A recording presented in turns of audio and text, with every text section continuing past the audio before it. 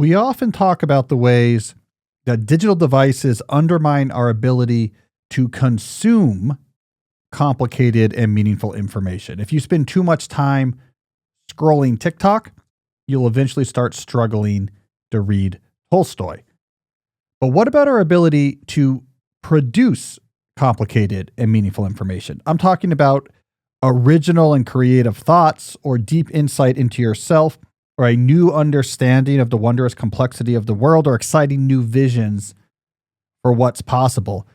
This is what I want to get into today. I'm going to go in three parts here. In the first part of our discussion, I'm going to introduce an idea that I call long thinking. I'm going to explain why I think long thinking is critical to creating a flourishing life. In part two, I'll explore why specifically our modern technological environment is undermining our ability to perform long thinking. And then in part three, I'm going to present a simple but effective training plan for regaining this ability. Believe it or not, it's going to be based on an idea that I first wrote about in 2009 and have been practicing ever since. All right. So if you found yourself struggling to hold a line of thought or to make sense of complex ideas or material, if your world seems to have collapsed into shorter digital takes and cruder primal emotions, then this episode is for you. As always, I'm Cal Newport, and this is Deep Questions.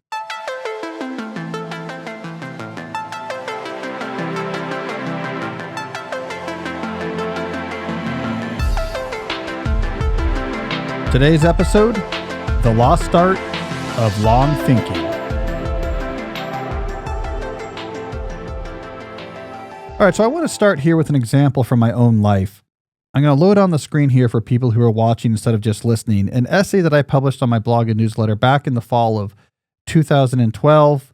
This was right at the start of my second year as a young professor. The title of this article was Solutions Beyond the Screen: The Adventure Work Method for Producing Creative Insights. Now, I've loaded this up because I have some original photos I actually took here. Actually, this is not my photo, Jesse, but someone else took this photo. I did take photos. This was not one of them. So this is a foggy street with trees, and it's sort of desolate and romantic. This was taken in Berkeley. All right, let me read a little bit what I wrote here below that picture. A couple weeks ago, I made a brief visit to Berkeley, California for a wedding. My wife, Julie, had to take a conference call the first morning after we arrived, so I decided to get some work done myself. I didn't bring a computer, so work couldn't mean email replying, the standard instinct in this situation. Just as an aside, Jesse, there was no smartphones back then. So like if you didn't bring your computer, you weren't doing work. Mm-hmm. Instead, I decided to log some hard focus hours on what I like to call the beast, a particularly vexing theory problem that my collaborators and I have been battling for many months. Another aside, notice my use of the term hard focus. It was actually a year or two before I actually started using the phrase deep work. I got some coffee and headed toward the Berkeley campus on foot. It was early and the fog was just starting to march down the Berkeley hills. I eventually wandered into a eucalyptus grove. I'll show that on the screen. Not my photo, but that's the same grove I wandered into. Once there, I sipped my coffee and thought. Our existing strategy for the beast included a complicated algorithm which none of us looked forward to analyzing. Deploying a trick I learned while a grad student, I avoided needing to understand why the complicated algorithm worked by instead turning my attention to understanding why simpler strategies failed. After only an hour, which included a strategic fill-up at the Free Speech Cafe, I had an idea for a more concise and easier to analyze algorithm that seemed to work. I realized, however, there's a limit to depth you can reach when keeping an idea only in your mind. Looking to get the most out of my new insights and inspired by my recent commitment to the textbook method, I trekked over to a nearby CVS and bought a 6x9 stenographer's notebook. I then forced myself to write out my thoughts more formally. And here's a picture of my notes from that day, Jesse. That I did take that photo. I'm trying to remember from those diagrams. I can't really read the text, but I'm trying to remember from the diagrams exactly what problem this was I was working on. It looks like it was in like the local model of distributed communication. But anyways, the combination of pen and paper notes with the exotic content in which I was working ushered in new layers of understanding. Our battle with the beast continues, but in the latest draft of the solution in progress, those Berkeley simplifications play a useful role. All right, that's a real case study from earlier in my professional career. And it's a type of activity that for me had become second nature and continues to be second nature for me, but I think is more rare for other people. What I was trying to do in that story was extract from my mind an original new thought, something that had actual value to me and others. Not like a eureka moment, just like an idea out of the blue. Oh, now what if we put ham on shoes, or some sort of like a great brainstorm like that, but a persistent, focused application of my brain to slowly but systematically move towards something useful and new, and then captured in a form that I could share with others. There's a term for this type of cognitive activity that I was doing there in the hills of Berkeley: long thinking. Now, I think the first place I actually heard this term was from a TEDx talk that was given by the Italian professor Giovanni Corazza, who works at the Marconi Institute for Creativity at the University of Bologna, where I've been. I think, ironically, the same year that I wrote that essay, I gave a talk at University of Bologna. It's a super old university, very cool. I want to play a clip from Corazza's talk where he introduces this term, long thinking.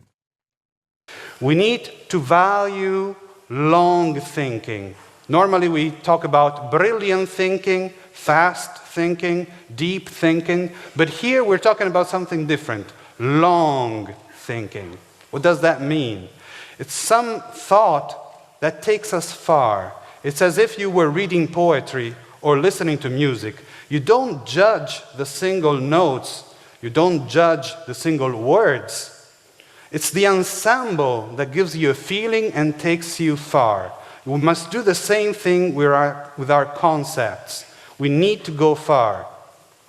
And so we can use association of ideas, combination of ideas, extraction of principles and application of those principles to areas where they were never applied before. All right, so notice what he's talking about there. Again, long thinking is not about a sudden insight, right? It is not about practicing something again and again. It is about that persistent, intentional application of your brain where you're trying to create something new.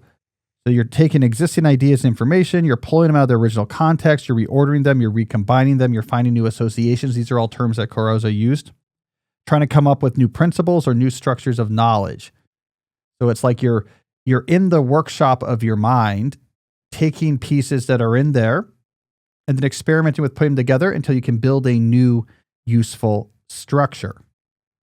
Now, long thinking, I think, is so important that I want to give it a slightly more formal definition. I'm going to put one up here on the screen. This is just one of many we might use. All right, so here's the definition that I have up on the screen right now. Long thinking is the persistent and intentional application of thought toward a specific issue, problem, or idea with the goal of creating substantial and useful new insights. All right. So this is something that I want to talk about today. Now, a natural follow-up question before we get into the weeds about, why this is useful and how to be better at it. The immediate follow-up question that listeners of my podcast are going to have is like, whoa. This sounds a lot like deep work. Is this just a rebranding of deep work? What's going on here? How do these two concepts relate? Well, they are related, but they're not exactly the same. And it's worth taking a moment to explain why before we move on. So I'm going to put another diagram up here on the screen. So for people who are listening, what I have up here is a Venn diagram. You have a circle labeled long thinking. You have a circle labeled deep work. They overlap, but not completely. And there's different activities that fall in different parts of this particular diagram. So certainly in the intersection of long thinking and deep work, we can find things, right? Like, so for example, this is where you might find, I'm going to put the beast, right? That was the problem I talked about in my 2012 essay I just read from. It's a professional problem that required long, persistent thinking to slowly make progress on. So yeah, there's a lot of stuff in the intersection of long thinking and deep work. But there's other things that are over here in the world of long thinking that are not also deep work. Right? So for example, over here, we might have, you're making sense of your life. That benefits from long thinking. You're trying to take information you have from your experiences and knowledge and rebuild a new structure that makes sense of your life, but has nothing really to do with work. Deep work is about professional activity. focusing without distraction on professional activities. Your world, that's another element that's in long thinking but not deep work. Trying to make sense of your world. Like I want to understand a political concept. I want to understand a theoretical concept. I'm in this like workplace seminar and people are throwing at me like all this terminology about like critical theory or whatever. I want to understand what that is. I want to make sense of the world. I want to know about specifically the trees in my yard. It's not deep work because it's not a professional problem, but it benefits from long thinking. And then we also have things over in deep work that are not long thinking, right? So, we would have under this category, for example, a big one would be, I'm going to put DP for deliberate practice. Trying to systematically get better at something that's demanding. As I talk about in both deep work and my book, So Good They Can't Ignore You, that requires deep work. You're practicing it. So you're focusing really intensely and trying to push yourself past your comfort level. It's not long thinking. You're not creating something new. You're not creating new thoughts. You're not reorganizing the information in your head into new structures, but it does require focus. And so it's deep work, but not long thinking, right? So we have these things overlap, but they're not exactly the same. Long thinking can take you from your career into all sorts of other types of thoughts as well. Deep work can benefit from long thinking, but there's other types of deep work activities that aren't long thinking at all. The thing that unifies long thinking is you are creating something new. With your brain, you are creating something new, whether it's insight, ideas, understanding, or vision, professional or personal, doesn't matter. It's the creation of new things from the information you already have. That is what Peraza was emphasizing in his definition of long thinking. That's what we're going to emphasize here. Okay. So why is long thinking important? In the big picture, we can make big grandiose claims about it, right? It's what built the world as we know it, the world that emerged out of prehistory, and everything about it that we think made life better than it was 100,000 years ago came out of long thinking. We're talking technology, science, philosophy, theology. That all required long thinking, the ability to put internally persistent thought on information you had to try to rebuild it into other structures that could be useful to you and others. We would still be in small bands of hunters and foragers fighting other bands to the death when our territories became too crowded, if not for humans developing the ability to do long thinking. But that's a sort of like cultural, historical, societal argument in favor for this particular ability. What we care about more today is how long thinking is going to help you as an individual flourish in your own life. Now, long thinking has three big advantages. All right, God help me, Jesse. I'm going to draw a picture for each. I'm going to put my arrows here. I'll put my arrows here first. I'm going to have three things. And I'm going to, I will draw a completely self-explanatory and fantastically rendered photo for each. Okay.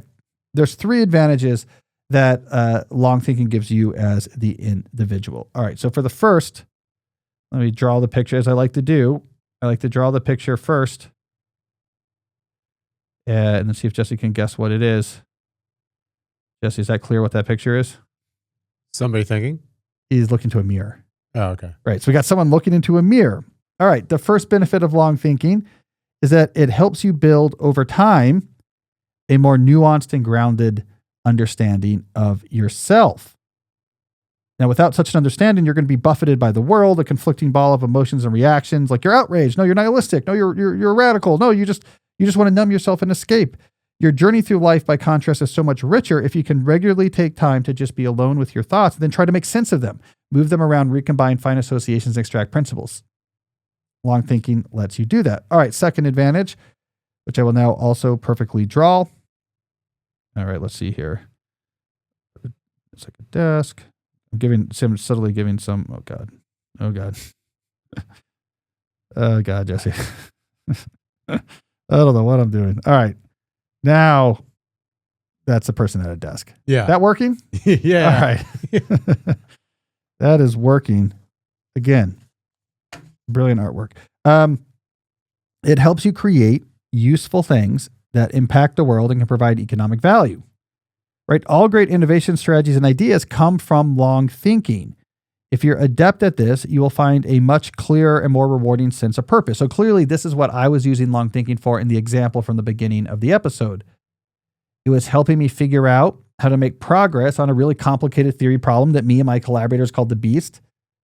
I published a lot of papers in 2012. So I don't know that was at the height of my theory career earlier when I was, a new professor. I was publishing a lot of papers back then. So I don't know which of the papers that was, but I was doing a lot of long thinking back then. So that was the advantage I was getting.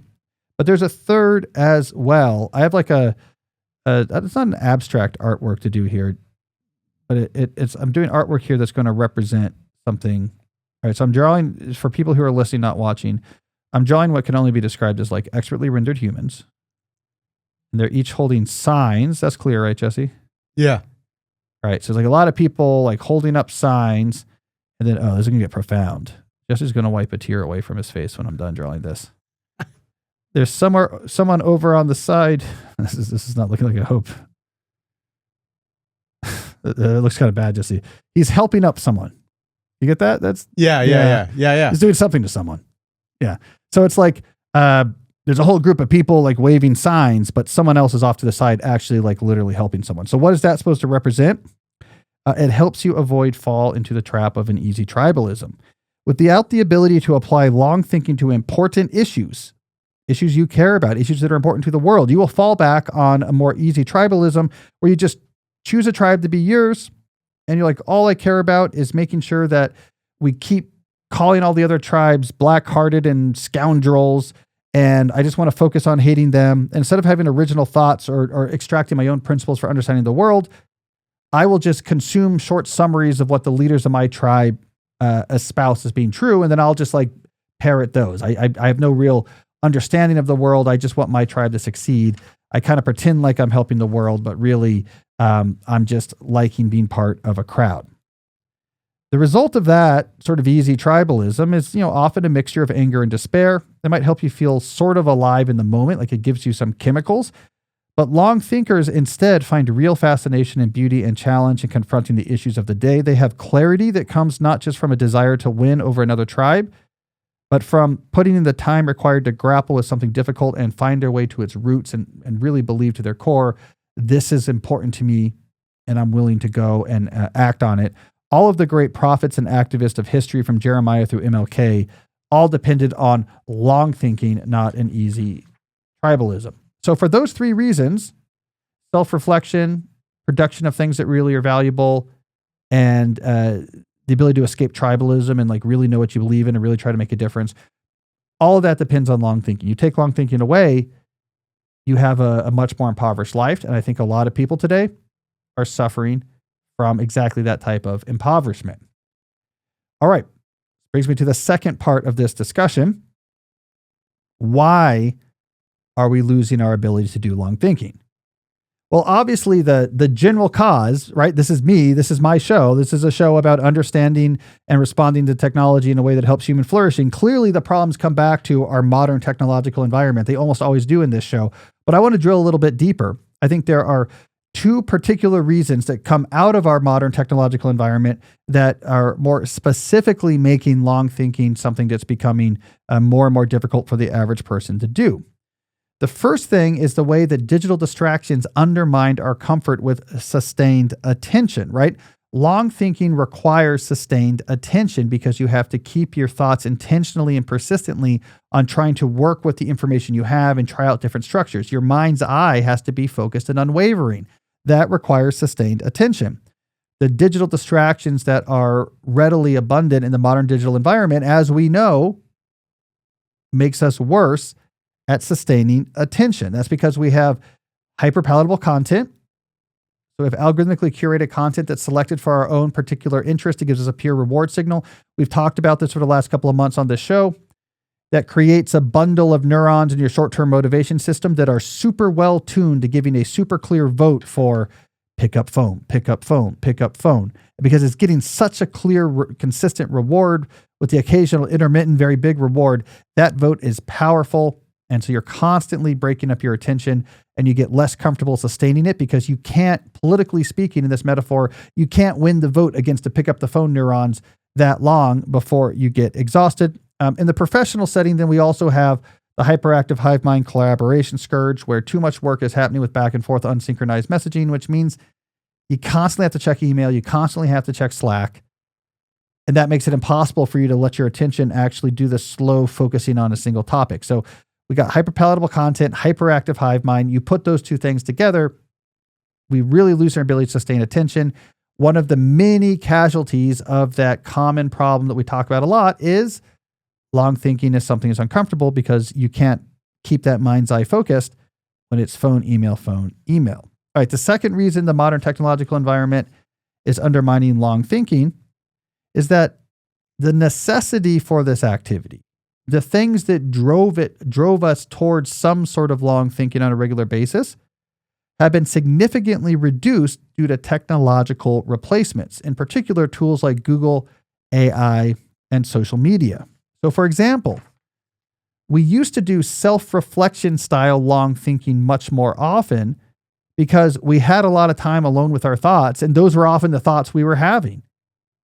Hey, something happened. I'm upset about it. I'm excited about it. I'm down on myself for like this day went really poorly at this like work offsite. Like what's going on in my life? What's going on professionally? And then when we're alone with those thoughts, we have nothing else to do but to start moving them around and let me file them away and take this out. Let me try combinations of new associations. Here's the structures I use for my self-meaning now. Maybe I need to do some renovations over here. We got used to that out of necessity because we had a lot of time with our thoughts, and those were a lot of thoughts we had. I mean, think about the like teenager alone in their room playing the Lisa Loeb songs, right? What are you doing up there? You're writing your diary and like trying to make sense of your thoughts. Today, when you have like smartphones that can deliver alternative programming that will distract you in any situation, we're not forced to do that anymore. We can numb away our thoughts or avoid the thoughts. The teenager who's upset, the business person upset after the bad meeting. We can let Father TikTok take that off our hands. And so we don't get that experience. We don't get that experience with self-reflection. Okay, the other thing that we've lost, necessity for long thinking that we've lost, has to do with how we just understood ideas. It used to be, if you didn't actually go pursue information about something, you were clearly ignorant about it. Like if you weren't reading the newspaper, you didn't know how to talk about what was happening in a political campaign. If like the day we're recording this is the mayoral election in New York City. If this was like the mayoral elections when I was a kid, this is like the Giuliani, Dinkins, before that Dinkins, like that type of years. If you weren't reading the newspaper, like you would have no idea. Like I have no idea what's going on. Today, I can grab almost any kid and they'll have like something to say because like they've seen some Mondani TikToks, or you get these little quick summaries of things and you can kind of feel in the know. You can see what your tribe feels about something without having to like actually just read more raw information. And so you don't need that today. But back then, for anything you wanted to know more about, you had to kind of take in raw information. Not raw, but like not like here's how you should feel, how your tribe feels about it. It's like it's a 2,000 word article in like your local paper. It's a news report with Dan Rather, right? It's a special at PBS. It's a book. So you had to like engage with a lot more information that wasn't yet, I'm not going to say wrong and say unrefined, that you had to then refine yourself to pull out of it some understanding and compare it to other things you know. And be like, okay, so how do I feel about this? Not today. Your phone can do this for you. Social media will just like, okay, I kind of follow people in my tribe. I get the quick takes. I like this guy. I don't like this guy. This guy, it's great. It's like young, sexy mayor. Like, no, he's scary socialist. Or like, you get the answer right away. But in those old days, you had to like, I'm going to have to read about this and then on my own, figure out how I feel about that. Right? Because you weren't getting this information in a way that was already partisanized. So you would read kind of boring, unrefined information and then say, how do I fit this into things? Oh, I guess I like this guy. I don't like this guy. I have reservations. We'll see. I want to see this or that. And that was that act of having to integrate less refined information to your existing understanding so you didn't seem ignorant or dumb required long thinking. But again, we don't do it today because you don't have to. We can just tell you how you're supposed to feel. Everyone has an opinion on everything. People know very little about it. I know this, Jesse, because I've been doing a lot of AI criticism. Everyone has an opinion about AI, and so few people know anything about it. It's crazy. I think I'm going to grow a beard like Eliezer Yudowski, and then I'm going to seem more profound. Here's what I'm going to do. I'm going to wear a wizard's hat, like a Harry Potter style wizard's hat. And I think that'll just make it seem, and I'm going to have a long gray beard, like Rick Rubin. And then I think people, that's it. And then I'll just, whatever I say about AI, people, that's probably right. That wizard knows what he's talking about. I'll talk real profoundly. So that's what's going on. So that's the second reason why technology undermined our ability to do long thinking. So, okay, just to summarize, issue number one, it fragmented sustained attention. Now long thinking's hard. Issue number two, technology made information that's already refined that just to tell you exactly what you need to think and know, gets rid of the like natural need to have to actually process less refined information into your own personal understanding structures. People don't have personal understanding structures anymore. They join teams and then they get quick telegraph updates of how that team feels about things. Don't need long thinking in that world either. All right, so I've made my case now that long thinking is both important for a flourishing life and due to the modern technological environment is diminishing. The next big question then is, how do you get this skill back if you want it? That's what we're going to tackle next, right after we take a quick break to hear from the sponsors that make this show possible. All right, this is a true story. When I arrived at the Deep Work HQ this morning, they were in the process of hanging their traditional large Christmas wreath on the second floor of the building above the door. Do you see that coming in today, Jesse, with the flashing lights? I missed it, actually. How could you miss it? It's massive. It's flashing. But I was also like flusher because I forgot my keys. Yeah, Jesse was locked out of the HQ. But anyways, the point about the wreath being up there is the holiday seasons have now officially arrived. Now is the time to get your space ready for the season. And this is where Wayfair enters the scene. Whether you're talking about outdoor decorations or those like little decorative touches indoors, or maybe you're talking about you want some, you need more seating because you're going to be hosting the big like Christmas dinner this year, or maybe you need new cookware to cook that dinner. Whatever it is you're looking for your home, Wayfair has you covered. It's the place to shop for all things home. Now, here's why I'm telling you about this now. This is exciting. All month long, Wayfair is holding a massive Black Friday sale where you can get things for up to 70% off, right? These are can't miss sales and they're available all month long. And with Wayfair's fast and easy shipping, you can get what you need in time for the holidays. Now, here's why I like Wayfair. The price is good. Yes. The shipping is easy. Yes. That's no small thing. Even for big things, they'll even assemble it for you. But, and this is the key, they have great styles. You can get really interesting things from Wayfair that you're not going to find anywhere else. Like when we redid our back patio, we needed something furniture out there that was interesting and functional. We went to one of those like outdoor stores you can go to in like the fancy malls where like the price for an outdoor table was like roughly the price of a Boeing F-16 fighter jet. It's just crazy arbitrary prices, right? So like, forget that. Wayfair, prices that made sense, but like interesting things we put out there that we actually liked the way they looked. A few clicks later, we were done. So Wayfair should be your go-to destination for everything home, no matter your style or budget. And they make sprucing up your home easy and fast with free shipping, even on the big stuff. They'll even help you set it up. So don't miss out on early Black Friday deals. Head to wayfair.com now to shop Wayfair's Black Friday deals for up to 70% off. That's wayfair.com. Sale ends December 7th. All right, let's also talk Grammarly. In the knowledge economy, the ability to communicate clearly is everything. Not only does it help you do your job, but if you communicate well, it's going to help you get promoted. So you really should care about your communication, but most people struggle because writing is hard and it's not obvious how to get better at it. This is where Grammarly can enter the scene.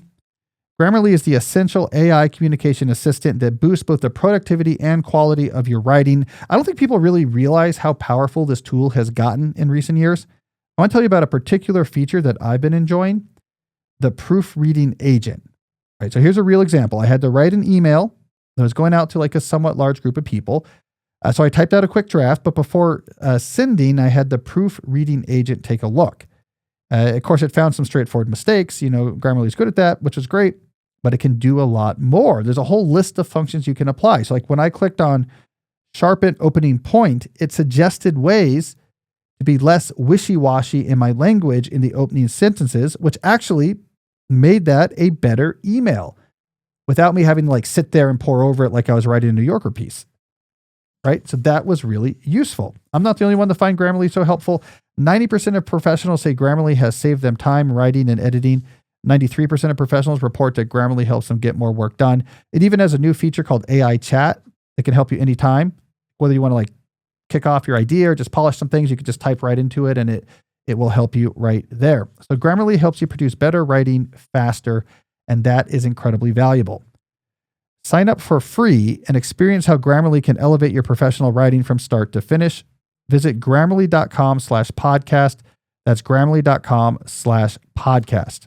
All right, Jesse, let's get back to our deep dive. All right, as promised, in our final section here, we are going to get into the ways that you can get better at long thinking now that you're convinced that it's worth it and you need some practice. So I'm going to suggest a concrete strategy, and I'm actually going to get this strategy from an essay I first published all the way back in 2009. This is like the early days of my blog when my writing was still student facing. It describes a strategy that I started back then and I still do today.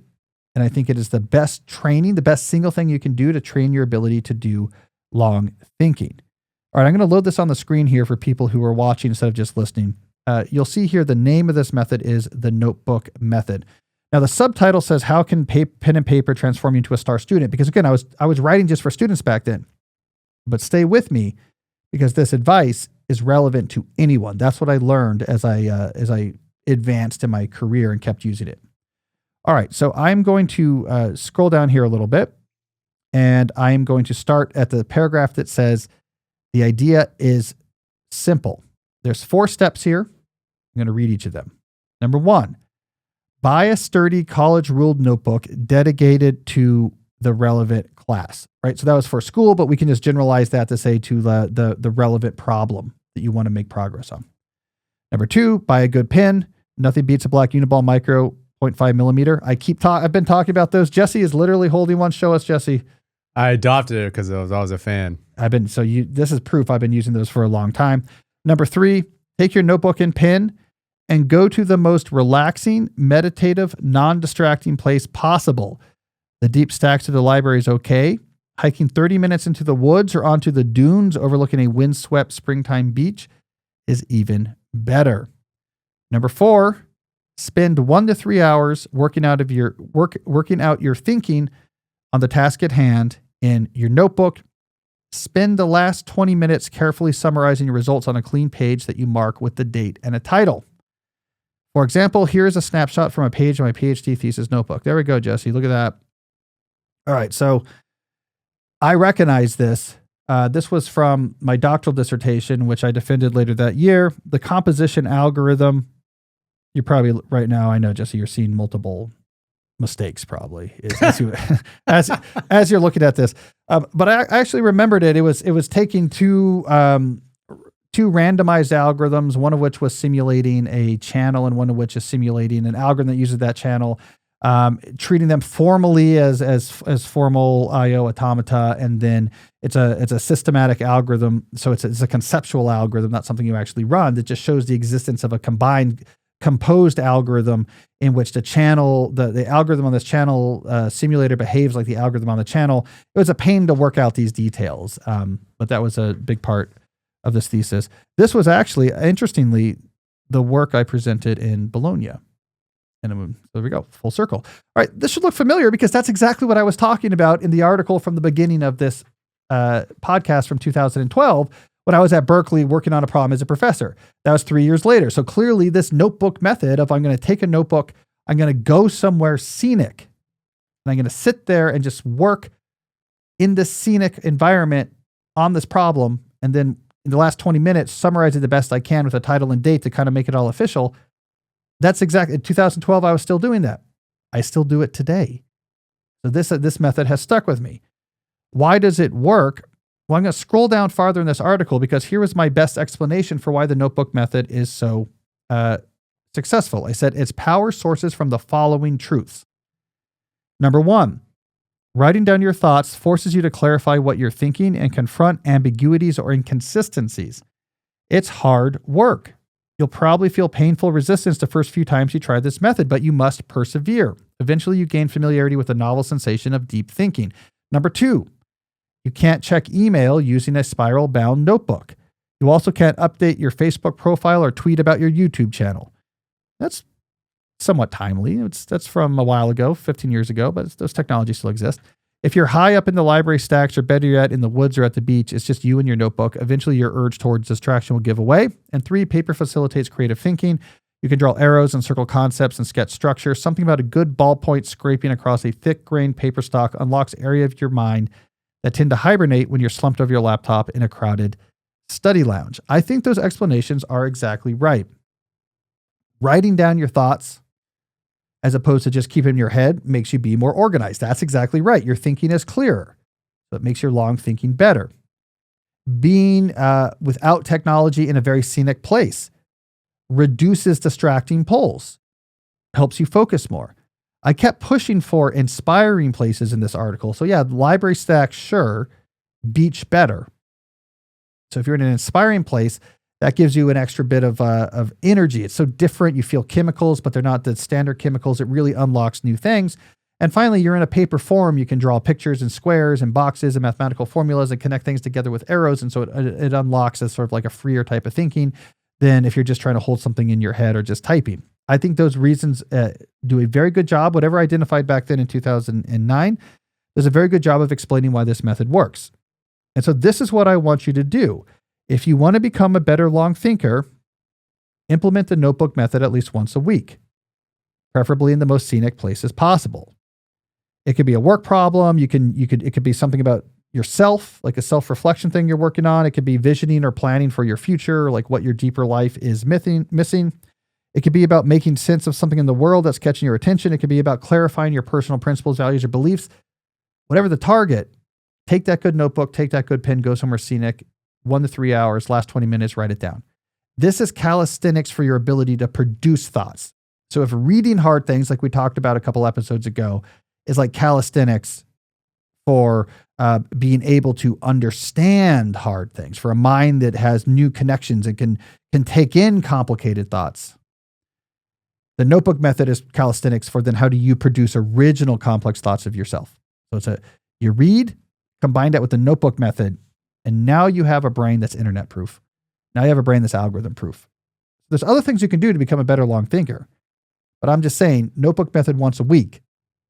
Simple, but that really does make a big difference. I still do that to this day. The idea is not new. I'm not the only one who does this. There was a section in my 2019 book, Digital Minimalism, that I particularly liked, that I get into, where I go and visit the old soldiers' retirement home up now in like Petworth in DC, but sort of in the hills above where the White House is in DC. And Abraham Lincoln, I wrote about this, how Abraham Lincoln would go there. That was his weekend retreat up into the hills to this house they had up there. And he would go there to basically apply the notebook method. He would wander the grounds and think and try to make sense of whatever the issue is of the day. And he would write his ideas, not always in a notebook, but famously on scraps of paper, some of which he would hide in the lining or store in the lining of his sort of famous stovetop style hat. It was up there wandering, trying to make sense of his thoughts, that he reached like his decisions about the Emancipation Proclamation and some of his biggest military decisions. So I'm not the first to come up with the notebook method, but it is a great way of extracting long thinking from your day. All right, Jesse, let's do some takeaways from today's discussion.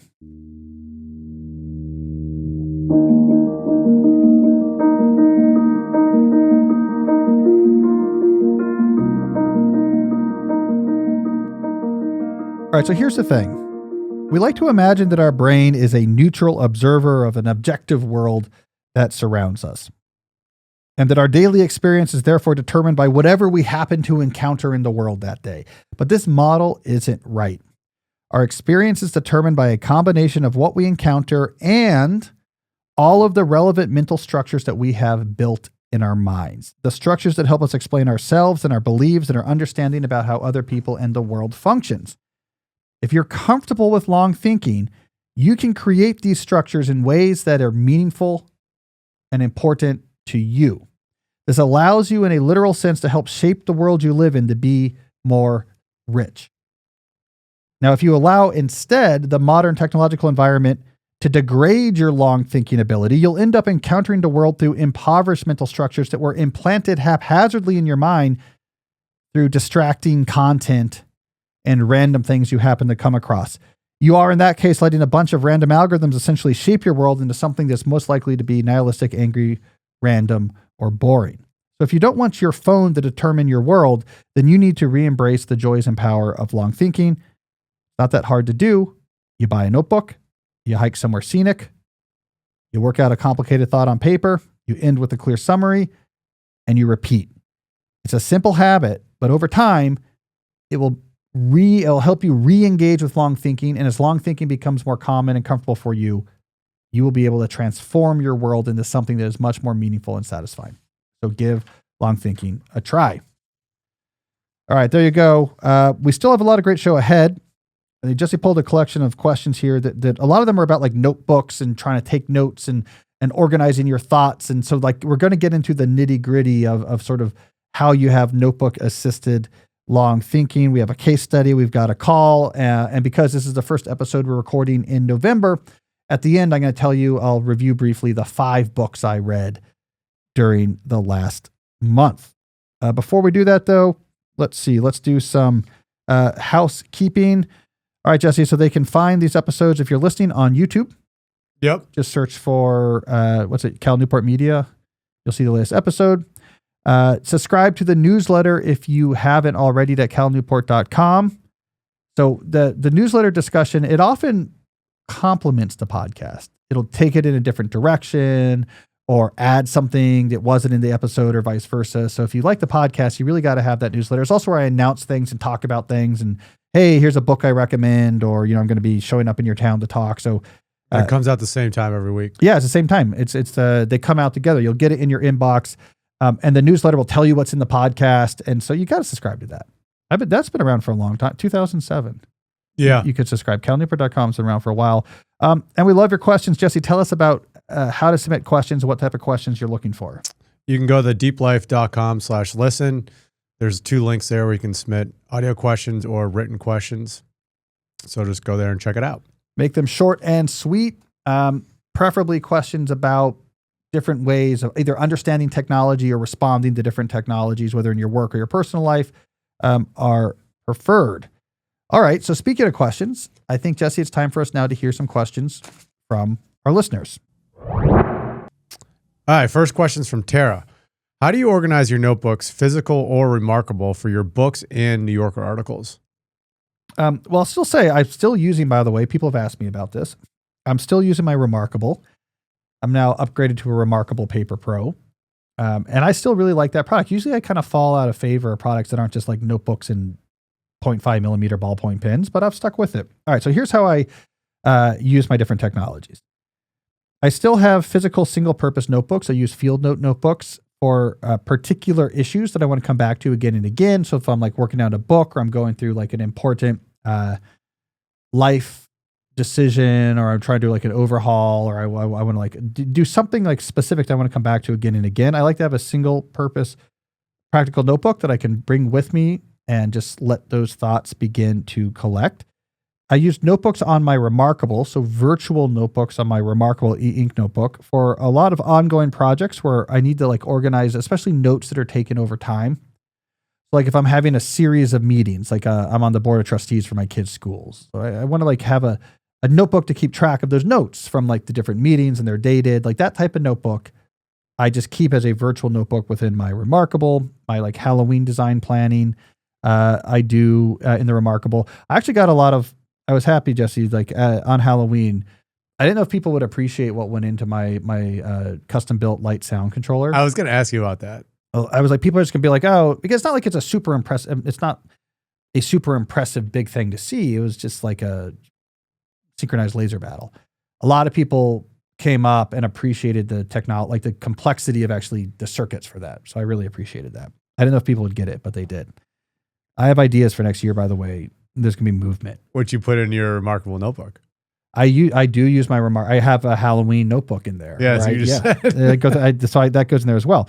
Okay, then for my like the specific things I do again and again for my professional career, so the things that are at the core of what I do for my job, I have more customized tools. I've talked about this before, but books and non-mathematical articles, I use Scrivener, and it's in the Scrivener project for each of those that I collect all the notes and clippings and thoughts and articles and links. They're all in the various research folders I keep within the Scrivener project. More mathematical articles of the type like I've been talking about in this episode. I don't write as many of those right now anymore, but my old theory articles, I would use Overleaf, which is like a web-based collaborative editor for the markup language you use for mathematical articles. And I would just start putting ideas in the actual tool I'm using to do the writing. So I've got a lot of tools still. Those are the ones I mainly use. So you use your Remarkable pretty much every day. Yeah, I use it a lot. Yeah, I use it a lot. I like it. I think it's a really good product. They're not even a sponsor. They just, they sent me one, but I appreciate that they did. All right, who do we got next? Next up is Megan. How do I get better at reading? I'm an 18-year-old student, and my reading has dropped in recent years. How do I reverse this? Should I just read more? Are all books or articles fair game? Yes, right? Yes, you need to read more. For now, just whatever you're most excited to read, great. The key is actually minutes of eyes on page, because you're reactivating those reading circuits. You're sort of myelinating them. You're trying to get the friction reduced for the act of reading. So if you can get involved in like a reading fandom, I'm going to read whatever, like dark academia books, which as far as I can tell tend to be, it's always like young women and these like always like some sort of weird secret society cult. And then at some point, like a ghost is beating them up.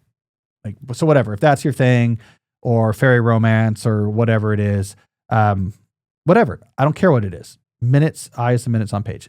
But I said yes, because the other thing you need to do is make sustained attention, be less foreign and scary. You're an 18-year-old student, so I'm going to assume that the very best way to do that is you have to stop using your phone so much. You got to just stop. Having your phone as a constant companion is not normal or healthy, and I don't care if everyone does it. You're noticing the beginning of those side effects now. Reading is like the basic activation of advanced symbolic thinking. If you're struggling reading, your whole brain is struggling because of that stupid piece of glass.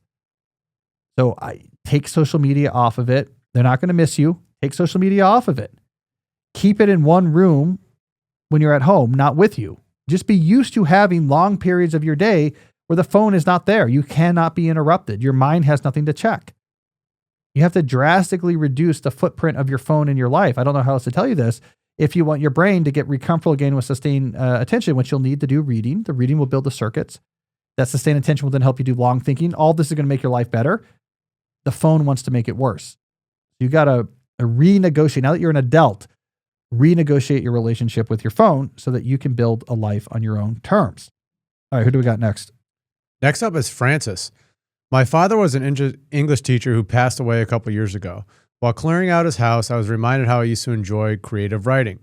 I'm currently a university professor that writes for my work, but not creatively. I don't want to write on computer, so I was wondering if you had any suggestions. I own and use a Remarkable. Yeah, it's interesting. I mean, speaking of professors, like I always thought this was an interesting observation. So my dad was a professor for a while. My grandfather was a professor. And my grandfather was a very prolific professor. So I'm from a line of, scholars. My grandfather wrote a lot of books.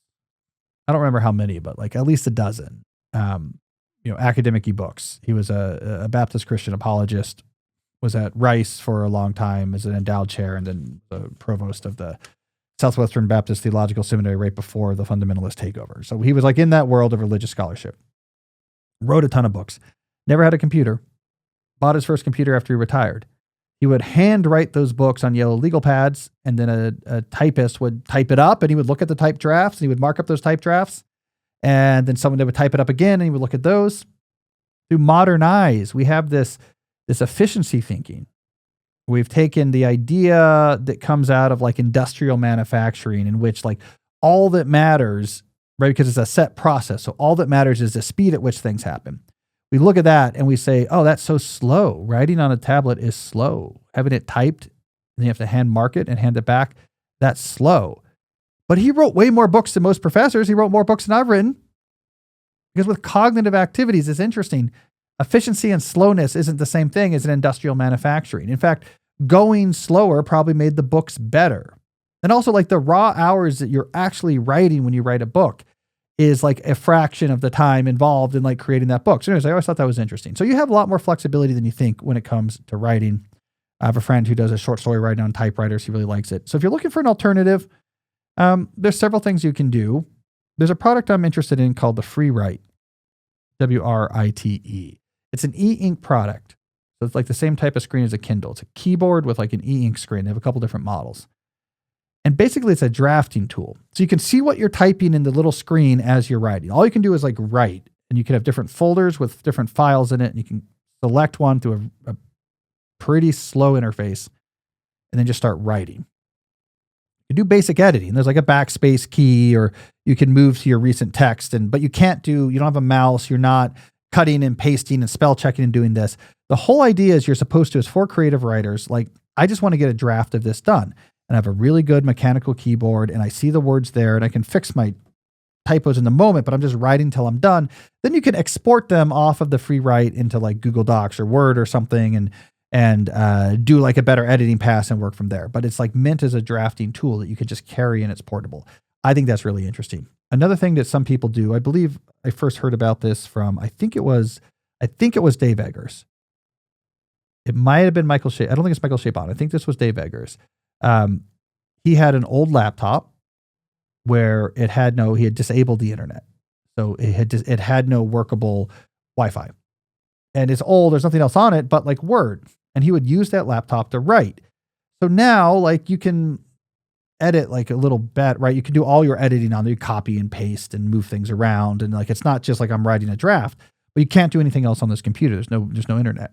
And then when he's done, you USB key. All right, I'll move the file over there, and I can move it to like my other computer. And then I can, if I want to email it to someone or do something like that.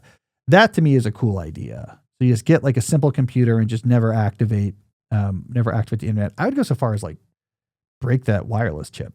You can have someone do that for you. Like, I really can't use this on the internet. So this is just like a nice writing machine. I spent $300 on it. So you have options from paper to something like FreeWrite. The Remarkable has a keyboard. I bought a Remarkable with a keyboard. I'm not going to recommend that. It's too clunky when you try and type with the keyboard. The keyboard's fine, but it's, you have no control. I feel like I don't have enough control of where that text goes. It's too hard to edit. It's not really, it's meant for like adding some annotations to notes. So I wouldn't use a Remarkable for it, but I think the FreeWrite might be an interesting tool. And then really the best solution is cheap laptop, no Wi-Fi, nothing else on it. All right. Let's see here. All right. So we have some more questions coming up, including a call that's on these topics, and we'll review the books I read last month. So you're going to want to keep sticking around for the show. We're going to take just a brief break to hear from a couple other sponsors, and then we're going to get right back in it. All right, so as I mentioned, the holiday season is here. We know it because the wreath is up at the Deep Work HQ, and this brings with it a lot of excitement and joy, but also a lot of chaos and busyness. So I want to make a suggestion.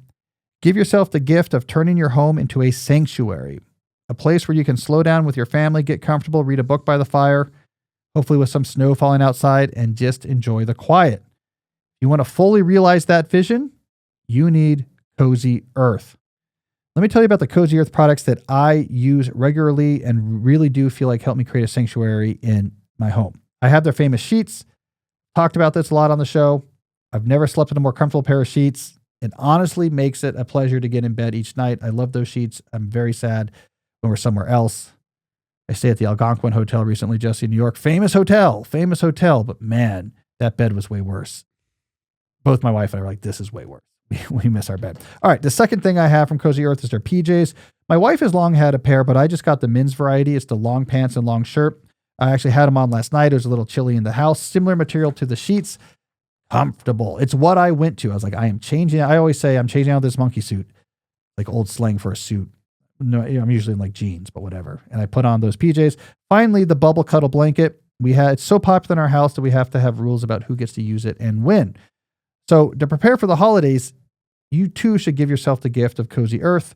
And with their 100-night sleep trial, you can try out their sheets. And if you don't love them, you can return them hassle-free, but you won't. They also have a 10-year warranty because, look, once you feel this level of comfort, you'll want it to last at least a decade. But Cozy Earth will make your house a sanctuary. this holidays. Now, here's the good news. Black Friday has come early at Cozy Earth.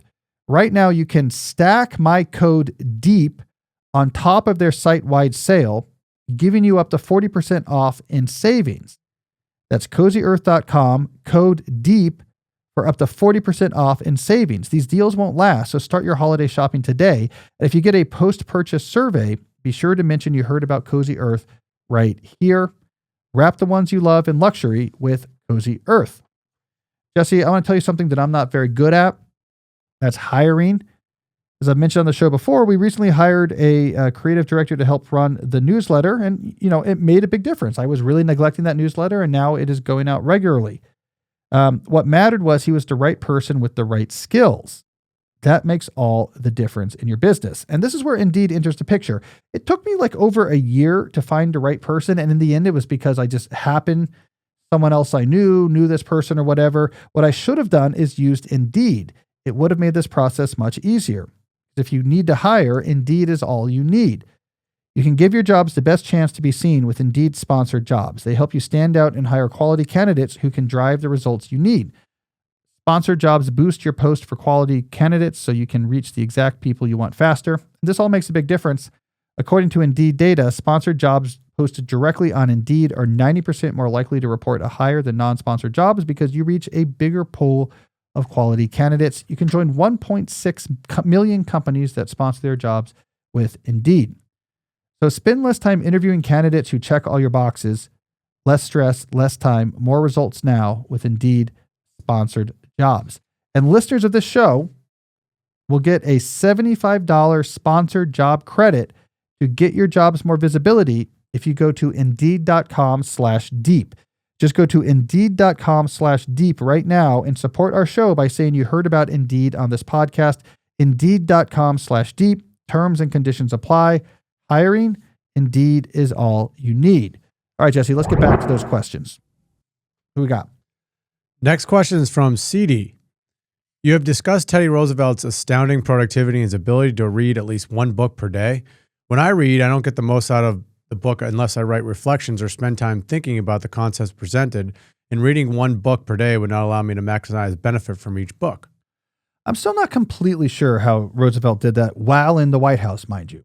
While in the White House, he supposedly read a book a day. I think he was a very good skimmer. I think he was very good at getting to exactly the points that were in, because he had read so many books. He could be like, interesting, skip, interesting, got it. Like, I think that's what was happening. When it comes to your own reading practice, read at the pace that allows you to get the most value. And for a book where you're really trying to extract new ideas, so a book that's going to trigger a lot of long thinking could take a long time to read, and that's fine.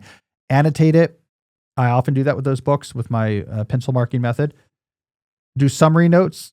So for big idea books I really want to understand, I'll start a document where I write summaries of each chapter that really helps me long think through what the ideas are. Go for long walks to try to integrate the ideas in your life. That's all great. The only thing I would add to that is having some diversity of books. You don't want every book that you're reading to be such a heavy lift. You're going to burn out. So mix those in with other types of books that you can read fast, maybe even in a day, and go back and forth between these.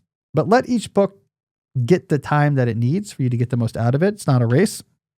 And so you don't have to do the Teddy's pace on everything.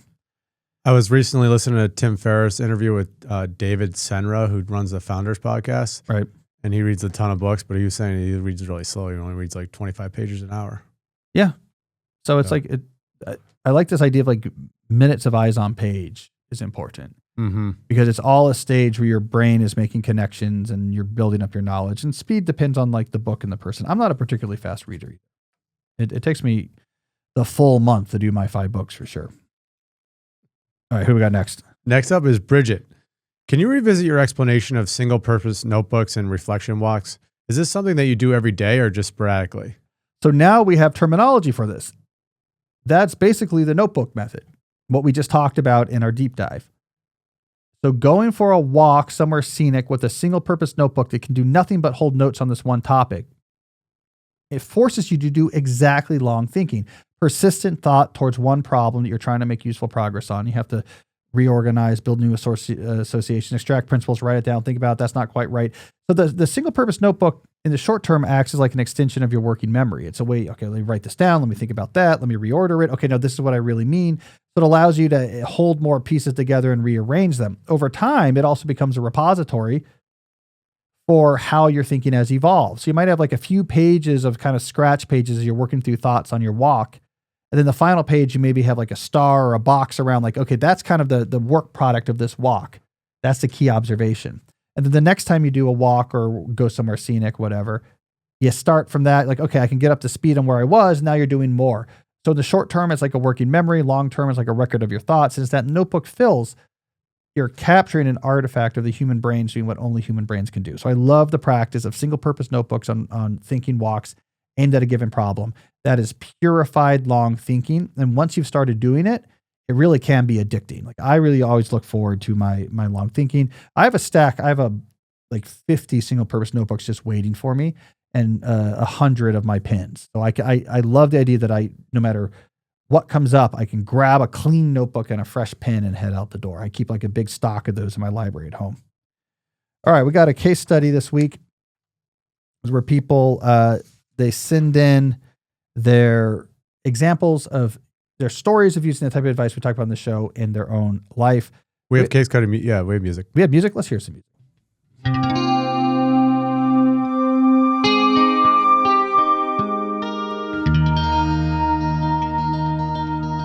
Now we're in the mood for a case study. All right, today's case study comes from Mason.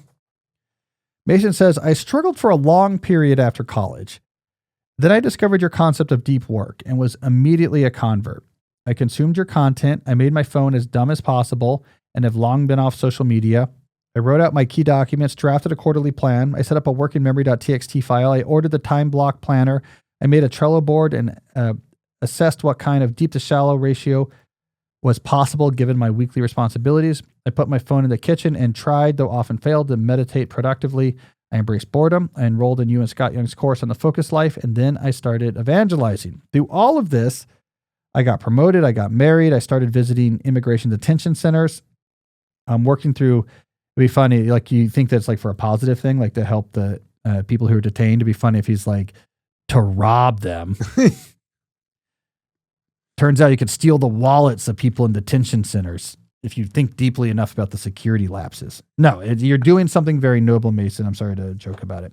I'm working through Tolstoy and spent a lot of time practicing photography. I go to therapy and I coach at a local CrossFit gym. I massively reduced my anxiety and have created systems that are a ballast when things feel out of control.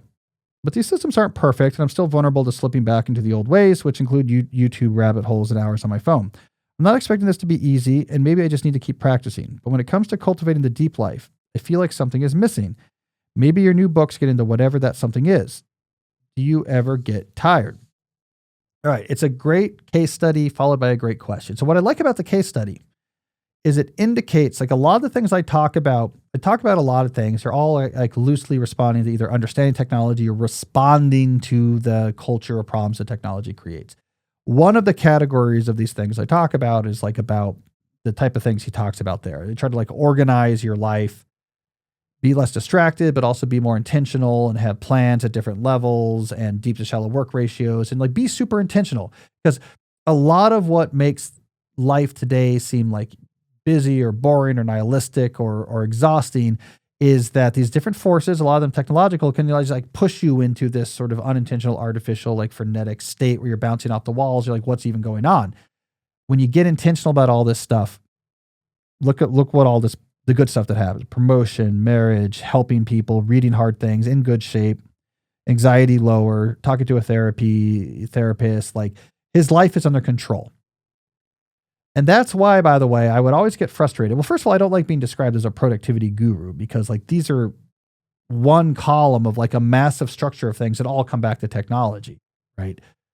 But I get even more frustrated when people who don't know my work assume they think they're the first person to discover Frederick Winslow Taylor, who they completely miscite and completely inflate his importance, which really wasn't that much. His main importance was for later writers to look back and try to feel like they're smart.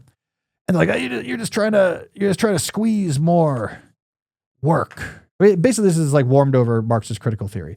It's just you're creating this sort of false consciousness so that you can squeeze more labor out of the sort of brainwashed bourgeoisie. It's work for work's sake and hustle culture and all this type of thing. No, it's about gaining control of your life from the technological forces that want to make it chaotic, frenetic, and seemingly meaningless. So these things work. Think about time smartly. You think about attention smartly. Think about workload smartly.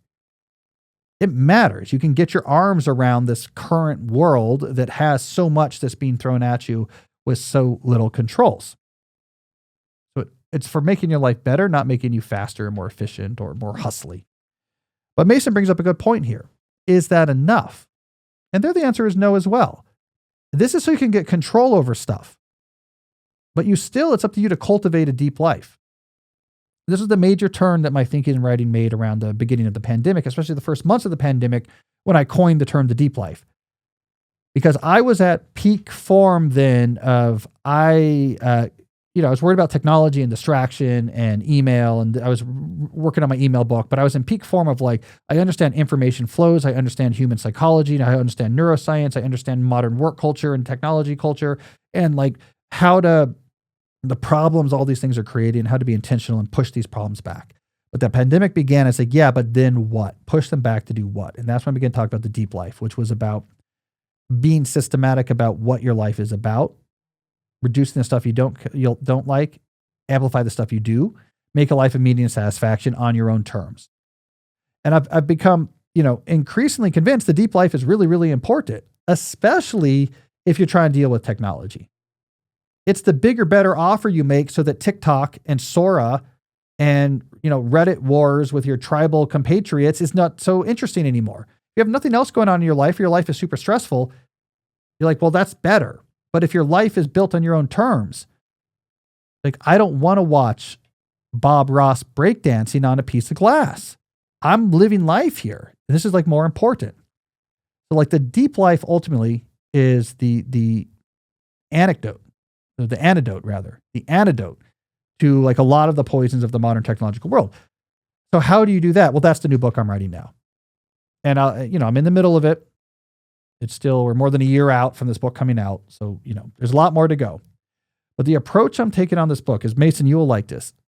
The whole point of this book is I don't want to tell you what you need in a deep life. This is not like Oprah and Arthur Brooks' book where it's like, let me tell you the 5 things you need to care about in your life for your life to be better, right? It is a book that on the topic that not enough people talk about, which is just a straight up pragmatic technical processes that'll let you succeed in directing your life to something more meaningful, whatever that is. And in fact, I'm giving you the technical processes for how do you figure out what meaning even means for you. And then once you know that, how do you actually make progress towards that?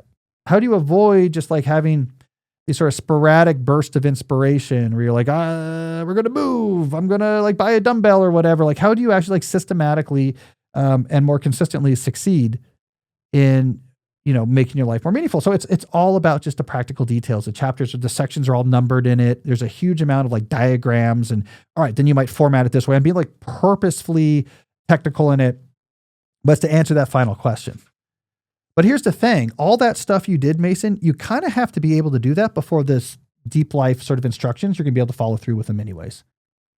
Like what you did, I now think about as like the preparation for cultivating a deep life. I call it becoming a more capable human. You became a more capable human who's in charge of like your time and your workload and your life around you. Then you need to know what to do with that. And that's where like deep life cultivation methods come in. And you're like, okay, now I'm going to start figuring out what really matters. I'm going to start making my life really cool and radical and remarkable. So that's the book I'm working on, but you're pointing out a good thing. A lot of this stuff that people call my productivity advice is like how to become a more capable human.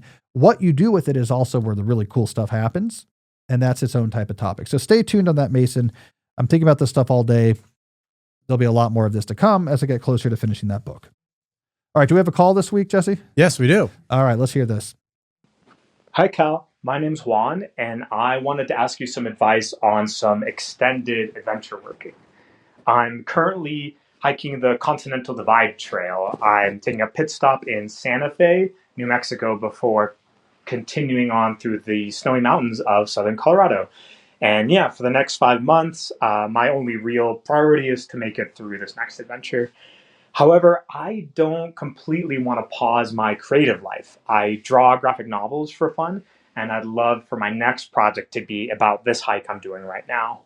So this brought to mind your idea of adventure work, where you make progress on work by engaging with ideas while immersed in a totally unrelated environment.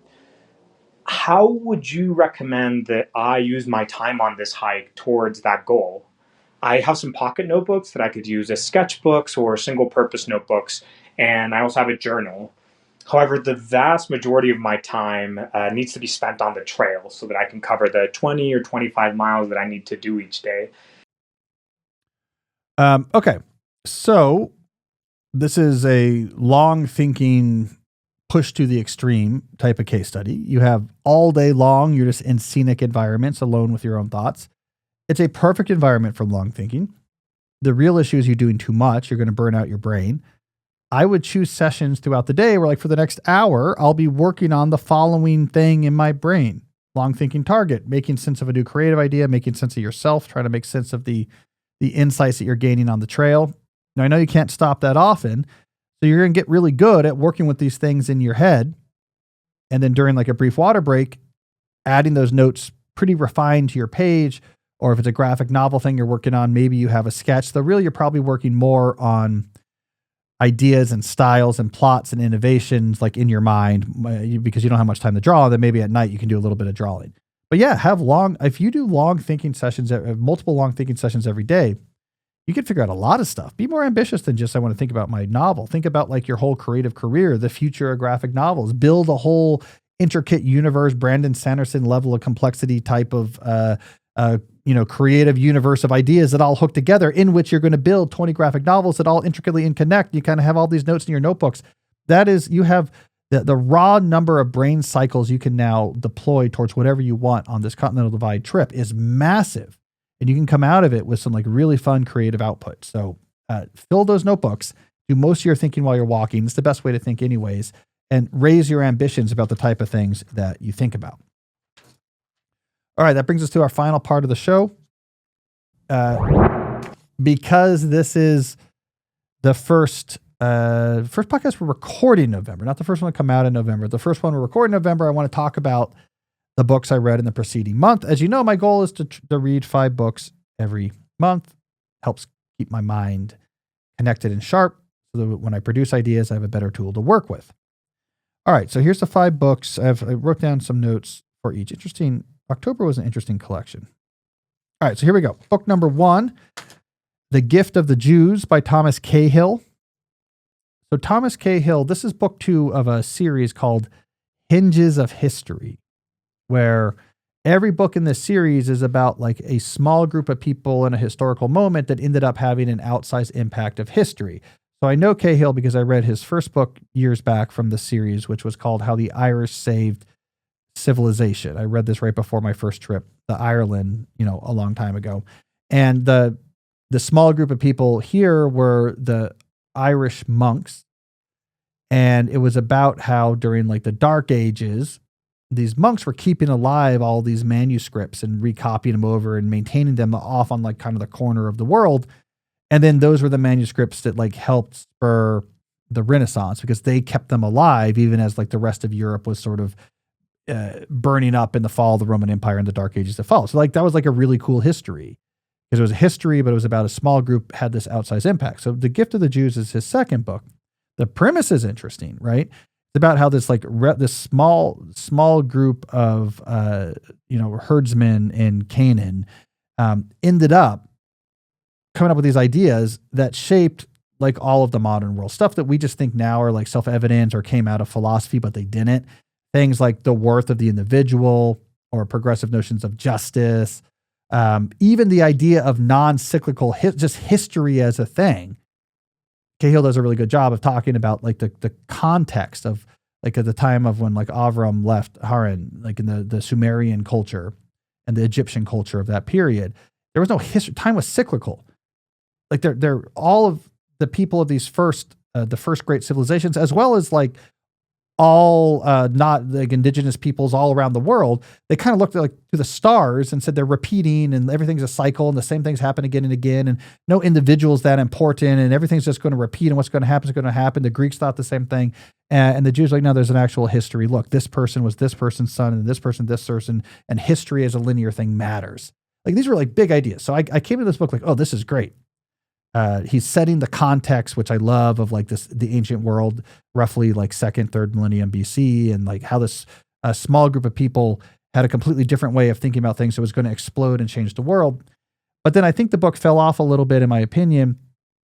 I don't know if this was filler, but like long parts of the book is just sort of retelling the stories from the Hebrew Bible. Like we're just going to, and then this is what happened in like the book of Joshua. And it felt filler. Like, well, wait, you had these like great, there's these ideas about their impact are great, of a small group having a big impact, but I don't need like the entire Hebrew Bible just summarized. So probably The Irish Saved America was a stronger book, but like the first, it's like 50 pages of this book were really like a tour de force of popular history making in a way, my favorite type of popular history maker, like, oh, I didn't know this. Like, this is a really smart explanation of what the world was like. And you're making it very accessible, but it's actually like pretty complicated what you're pulling from. So great beginning, but then I think it was too much of like, and then David did this, and I was like, okay, I've heard those stories before. So, but interesting read nonetheless. All right, the next book I read was, this was actually from a listener recommended this, the new Lin-Manuel Miranda biography by Daniel Pollack-Pelzner, who's a New Yorker writer. So this is, I think, the first like actual biography of him, written with cooperation with Lin-Manuel. So it's interesting. Like, you know, first biographies of contemporary figures, it's really like a big part of the goal is just getting the timelines right, because you're working with the person and various resources and people. There's been profiles and stuff, and I wrote about them in my most recent book. And there's all these like pieces out there that are kind of right and stuff that's not right. And like, it's just a TikTok of like, I want to get this happened. Then he went here, then he went here. And so like, you know, it establishes that. So it's really interesting to, if you want to just get what is the beat by beat actual story of Lin-Manuel up to this point. I mean, it's a bit hagiographic, but you kind of expect first biographies to be, especially because you have the participation of the person for first biography. So you're not going to be like, this guy sucked, you know, because that was the first sentence of the biography. Actually, it's kind of interesting. Like, Hamilton can blow me. Miranda sucked. There's one no, that's not how it started. It was a good biography. A couple things I noticed that I learned that were interesting. The thing that first sort of vaulted Lin-Manuel Miranda, like got the attention of producers coming out of college and got him on the route to his first Broadway musical, it was the hip hop freestyle narration. So he had put that into In the Heights, the version that he produced and wrote as a college student. Had a lot of issues, but it had that hip hop narration that like you're probably more familiar with from Hamilton. But he was a really good hip hop freestyle artist because he was in a freestyle improv group it was like an improv group, but it was sort of like, you know, you do rap battles, but they would rap about like things the audience would talk about, and they got really, really good. So he's just super fluent, and he was really inspired by 90s era, you know, he's roughly our age, like 90s era hip hop, where you had these like super talented wordsmiths and rhymers, and, you know, you had the Notorious B.I.G., you know, you had whatever, right? Okay. That's what the producers that were like, we're going to bankroll you, like working on your first play for 8 years. That's what they solved. Like, that is what's new. It then turned out later that he was like a melody prodigy as well. That like he could just play with melody and make really catchy or interesting or like melodic songs. So like he had these other skills as well, but that was the thing that caught him out. He was not a great musician. So he had to hire, you know, it's when he started working with great musicians that it really made a difference in his career. He wasn't a great storyteller. In the Heights, they brought on a storyteller to write the book. That's not his skill, but he was an unmatched songwriter. And Hamilton, you know, when he got to Hamilton, he could really just, between his melodies and his hip hop skills, it was just no one was in his same league. The other thing I learned was Hamilton is like a significantly more important piece of artistic work than In the Heights. It's just a much, much better play. Even though In the Heights won the Tony, it like barely won the Tony for best show. Whereas Hamilton was like the other shows, like, I guess we should just shut down. Like this is just like significantly, it's just significantly better than anything we're doing. So I thought that was interesting as well. And everything he did took forever. I tell this story in my book, Slow Productivity. In the Heights, it was like years and years and years of work to get it there. And Hamilton took years and years and years of work before that came out as well. So it's a good slow productivity case study. So if you like Lin-Manuel Miranda, this biography will just give you right down the middle. Here's what happened. Here's what happened next. Here's a weird one. So someone gave this to me as a gift, inspired by Rachel Held Evans, who I think died. She wasn't that old. I don't know what the circumstances were. She's a Christian writer. So she's like a progressive Christian who writes about the Bible. And I think her most famous book was about the women in the Bible. There's a more catchier name for it. But actually someone I know who's Jewish said, oh, you would like this book. So she's Christian, but it's really mainly about the Hebrew Bible, the Old Testament stories, right? I got started in the Bible. Okay, I'll read this, right? Someone gives us a gift. I get started going and I'm like, oh, is this going to be like a cheesy Christian book? You know, like these like very, very accessible books where it's like, my emotions and this, and it's bubbly. And I was like, uh-oh. But then I was actually like really impressed. Evans just takes like a lot of like really complicated biblical scholarship and then makes it incredibly accessible. And it like really getting in the weeds about how people understand like how the Bible is written and what it means and how different people thought about it over time and how not to think about it. So both theological and historical critiques of the Bible and apologia, and makes it like super accessible. I'm like, wait a second, I've read some of these sources. This is like really deep stuff.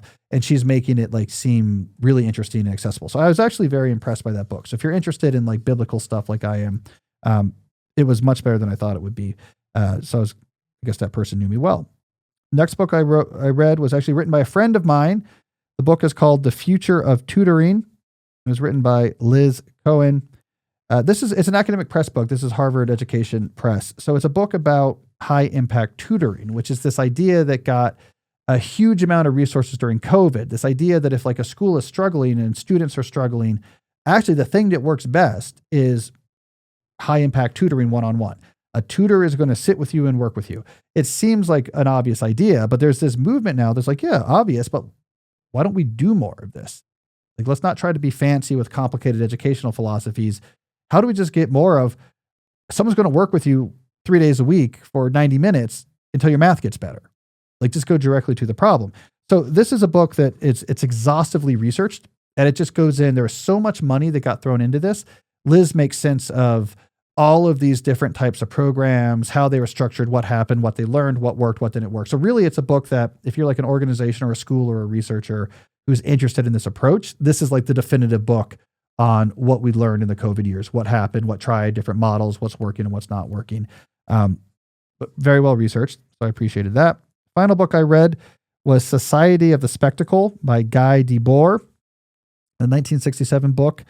It's a collection of 221 short essays. Debord is a Marxist critical theorist, and this was kind of back in the heyday, like kind of the very end of that like Marxist critical period. That period, you get the like early 20th century of Adorno and others who are beginning to do critical theory, and this is like right before the postmoderns came in and were like, "You guys are all nerds," right? So this is kind of like the end of it. I'm not a Marxist expert, but like roughly the way I think about Marxist critical theory is it's when Marxists begin saying, we want to study not just like the economic stuff that Marx wrote about, but the ways of these subtle things in society that are constructed implicitly to help reinforce or support or protect the economic stuff that Marx originally wrote about. So this is where it's just like, hey, these cultural artifacts, the culture around us is actually like a tool that helps keep, the proletariat oppressed and the owners of capital, rich and whatever, right? So critical theory was like, we're going to go beyond economic analysis to like cultural analysis, right? And then the postmodernists came along and they were French and they were cool. And Foucault had a shaved head and they smoked and they were like, you all are nerds. Meaning is for wimps, you're whatever. And they made the whole thing seem like you're all so self-serious and have these little details and you guys wear berets and you're all nerds. And that was kind of like the end. And we got reports from the Soviet Union that like, oh, actually socialism is not that great necessarily. Like they're sitting over in the gulags. Those two things, the postmoderns and Solzhenitsyn basically came together, and that was kind of like the end of the heyday of Marxism. So this is kind of at the heyday. So there's a lot of stuff in this book. So the person who recommended it to me, I think this was the part they had in mind. There's a part of this that I think is relevant to some of our technological analysis today. So I like getting these type of smart analysis. It's the Bohr's idea of the spectacular society. I think it connects to social media culture. Let me read a quick summary. I'm taking this from Wikipedia of what he means by the spectacle society. The spectacle is the inverted image of society in which relations between commodities have supplanted relations between people, in which passive identification with the spectacle supplants genuine activity. The spectacle is not a collection of images, de Boer writes. Rather, it is a social relation among people mediated by images. All right, so that's, of course, how like French Marxist critical theorist wrote. But like the idea here is he's talking about you have this sort of like this new this society that exists between, it's like the relationships between these over the top like images and commodities that relate to each other. It's not actual society of humans interacting with humans. That's kind of the social media internet age. I mean, he argues that helps, keep the capitalist imperatives in place and hoodwink the bourgeoisie to thinking that they're happy when they're really just allowing the proletariat to be stepped on. We can give other analyses for it, but I think there's something there. I think it's really interesting, right?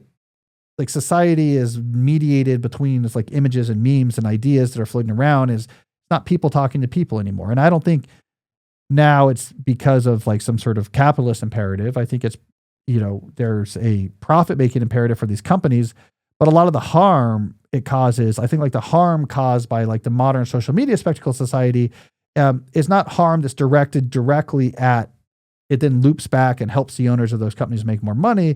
It just has a lot of harm as side effects. So like replacing a society with a spectacle society is good for stockholders in those companies. But a lot of the harms that are created are just like the side effects of doing that, of making life virtual and disembodied and digital.